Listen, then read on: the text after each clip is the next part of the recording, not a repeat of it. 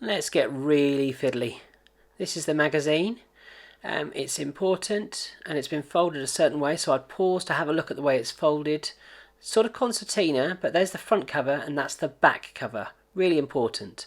So there's the pages that we can merge together. So I'm going to use Pritt Stick for this, and I'm going to glue the front and the back and the whole strip because it all forms a collection together. So we're going to fold these pages, and you've got all sorts of bits and bobs here. Mystery. So I'm going to glue that to that by pinching it, and I'm going to glue the cross shape with the cover, and then finally the Van Gogh picture with the back cover. So you'll end up with a quite nice, albeit brief, magazine.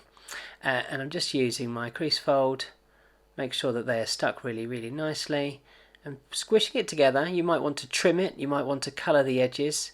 It actually folds down quite neatly. There you go, there's your magazine. Nice and easy really, isn't it?